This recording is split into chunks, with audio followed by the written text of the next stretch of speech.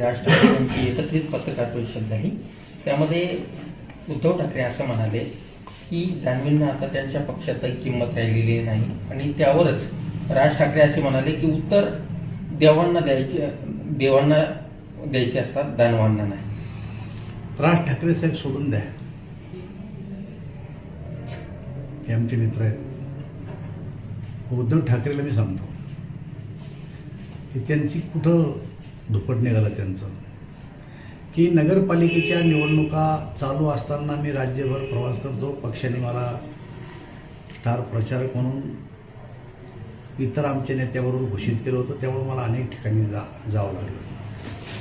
जात असताना एकेकाळची शिवसेना आणि आताची शिवसेना यातला मला फरक जाणवला। एक दिवस असा होता की आम्ही भारतीय जनता पार्टी शिवसेना युतीचा विजय असो असं म्हणू शकत नव्हतो।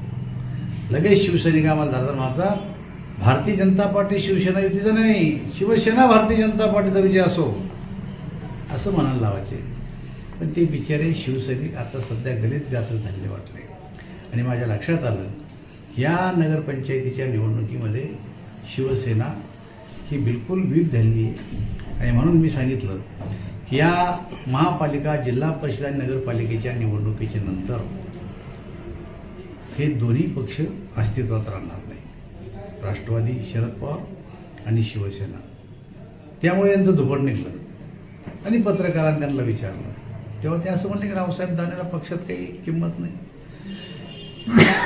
ज्या पक्षानं मला 21व्या वर्षी पंचायत समितीचं सभापती केलं त्या पक्षात मला किंमत नाही। ज्या पक्षाने मला 2 वेळेस आमदार केलं त्या पक्षात मला किंमत नाही। ज्या पक्षानं मला 5 वेळेस खासदार केलं त्या पक्षात मला किंमत नाही। ज्या पक्षानं मला केंद्रात 2दा मंत्री केलं त्या पक्षात मला किंमत नाही। ज्या पक्षानं मला राज्याचा अध्यक्ष केलं भारतीय जनता पार्टीचा त्या पक्षात मला किंमत नाही। मी केवळ भारतीय जनता पार्टीचा अध्यक्ष नव्हतो, तर पार्टीत काम करताना, अध्यक्ष असताना 7 वेळेस 35 वेळेस सतत निवडून मला लोकांनी दिलं आणि भारतीय जनता पार्टीने तो मान सन्मान मला दिला। उद्धव ठाकरे साहेबासारखा काळा बोरका घालून, शेपूट खाली घालून मागच्या दारांना मी विधान परिषदेत नाही गेलो आणि गेले तर गेले 2.5 वर्षात फेल झाले। मी 35 वर्ष यशस्वीपणे राजकारण केलं। माझी पक्षात किंमत नसती तर मला जे पदं आता दिलेत हे पदं भेटले नसते। मी साखर कारखान्यात चेअरमन राहिलो, मी बँकेत चेअरमन राहिलो, मी दूध संघाचा डायरेक्टर राहिलो, मी मार्केट कमिटी चेअरमन राहिलो, मी खरेदी विक्री संघात चेअरमन राहिलो।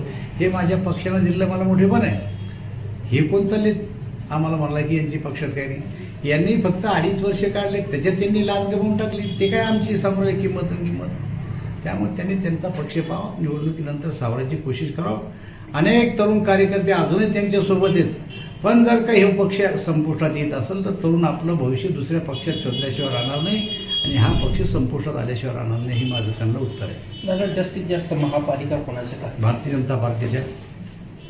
काल ठाकरे बंधू जेव्हा एकत्र आले तेव्हा त्यांनी असा विश्वास दर्शवला की मुंबईचा महापौर मराठी होईल म्हणून। भारतीय जनता पार्टीचा होईल, आम्ही काही मराठा थोडी वर्जी आहे आम्हाला। मराठा म्हणून त्या मराठ्यांचं काय कल्याण केलं त्यांनी सांगा ना। आमच्याही पार्टीत आम्ही मराठी, आमचे नेते मराठी आहेत अनेक।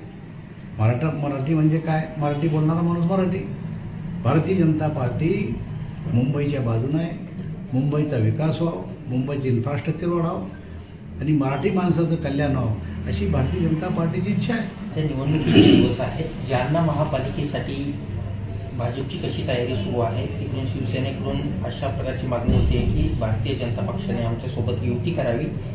2 दिवसाचा अल्टिमेटम शिवसेना आमदार अर्जुन खोतकर यांनी दिलेला आहे, युती होणार की नाही, नक्की काय? भारतीय जनता पक्ष युतीसाठी सकारात्मक आहे। गेले 2 दिवस भारतीय जनता पार्टी अंतर्गत बैठका झाल्या।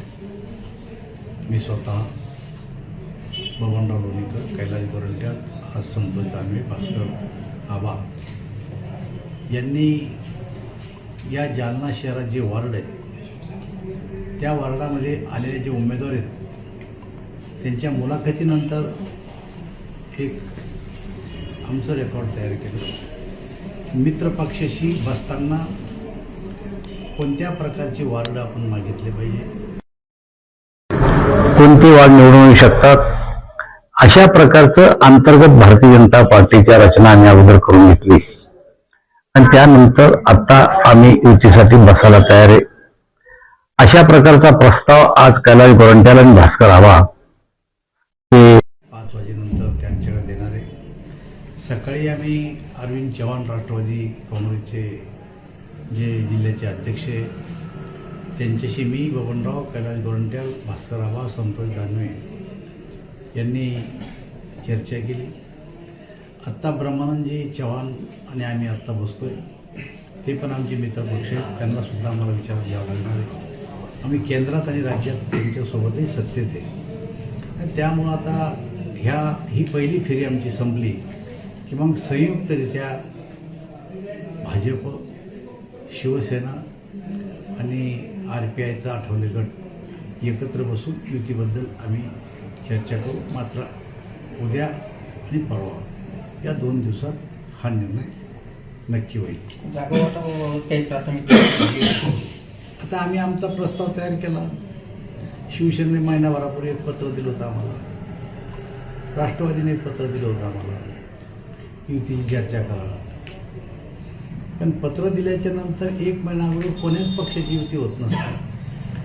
आजही महाराष्ट्रामध्ये कोण्या एखाद्या जिल्ह्याची युती झाली आणि ती वर्तमानपत्रात किंवा चॅनलवर आली असं कुठंही चित्र नाही आहे. केवळ एक पत्र द्यायचं आणि युती करा म्हणायचं मला असं वाटतं हे सोयीचं नाही आहे. युतीचा प्रस्ताव याचा अर्थ असा असतो की हे आमचा प्रस्ताव आहे, एवढ्या जागा आम्हाला पाहिजे, या ठिकाणी एवढे आमचे नगरसेवक आहे, तुमचं काय असेल तर सांगा. आणि मग दोघांचा प्रस्ताव घेऊन एकत्रितरित्या त्याचा अभ्यास केला पाहिजे आणि मग तिला युती केली पाहिजे. पत्र दिलं त्याला आपण प्रस्ताव मानू नये अशी आमची मित्रपक्षाला विनंती.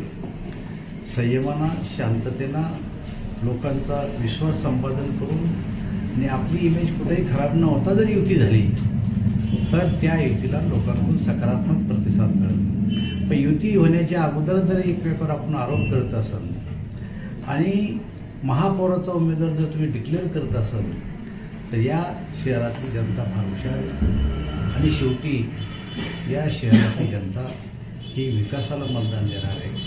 आमची इच्छा आहे, आम्ही पूर्णपणे सकारात्मक आहे. 100% असं वाटतं आहे आम्हाला की युती व्हावी आणि युतीसाठी आम्ही प्रयत्न करणार आहे.